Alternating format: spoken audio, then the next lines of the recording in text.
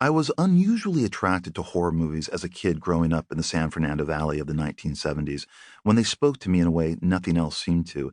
I might have known one or two believers who loved them as well, but for the majority of my friends in that movie-mad decade, horror was just another genre, no more meaningful to them than the teen sex comedy or the disco musical.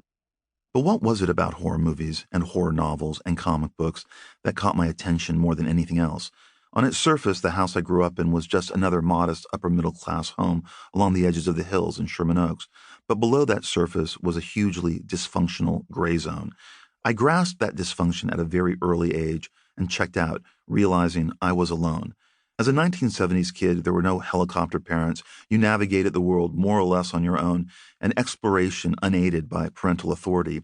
In retrospect, my parents, like the parents of the friends I grew up with, seemed incredibly nonchalant about us, not at all like parents today who document their children's every move on Facebook and pose them on Instagram and urge them into safe spaces and demand only positivity while apparently trying to shelter them from everything. If you came of age in the 1970s, this was most definitely not your childhood. The world wasn't about kids yet. I remember long stretches when I might not have even seen my father, apart from the occasional weekday breakfast or dinner on Sunday, as from Monday to Friday he would have left for his job at a downtown real estate firm before my sisters and I were awake, and wouldn't return to the house in Sherman Oaks until we had finished dinner and were contemplating homework in front of the TV sets in our separate bedrooms. At 5 and 6 and 7 years old, we walked to elementary school by ourselves. Parents are now arrested for allowing this. And we played physical games about wars and monsters and espionage throughout the neighborhood streets and up into the canyons that bisected the hills of Sherman Oaks and Studio City and Encino. We would walk home from school alone, grab something to eat in an empty kitchen, and then bike a few streets over to someone else's house where it also seemed only kids were living. If we happened to glimpse or actually say hi to somebody's mom, any conversation would be brief, and we were always eager to move on, to be on our own again, to find out about the world by ourselves, away from our practically non-existent parents.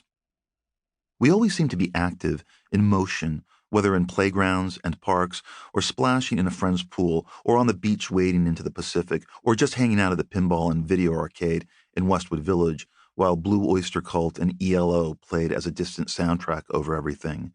Television consisted of only a few dozen shows that aired nightly on 3 networks between 8 and 11, and from 7 until noon on Saturday mornings, and that was it. Compared to today's choices, ours were remarkably sparse, so most of the time we were on suburban streets and in arcades and malls and the beach and at Saturday double and triple matinees on our own, acting out grown-up scenarios by ourselves, feeling our way toward the sexual maturity of adolescence. On a rare weekday afternoon, I might stay inside and lounge on the green shag carpet in the living room or on the waterbed we had briefly in the house on Valley Vista if I was caught up in a comic book or novel I couldn't tear myself away from. At that age, I could read a novel in a day, concentrating on nothing else. This was how I absorbed everything from Harriet the Spy to the Little House books. But usually I read after dark, deep into the middle of the night, and this was how I first experienced Carrie, the novels of James Herbert, and the Warren comics I'd become obsessed with during those years, eerie, creepy, vampirella. As a child left to his own devices, all of these horror novels, like the movies I also consumed, confirmed something for me.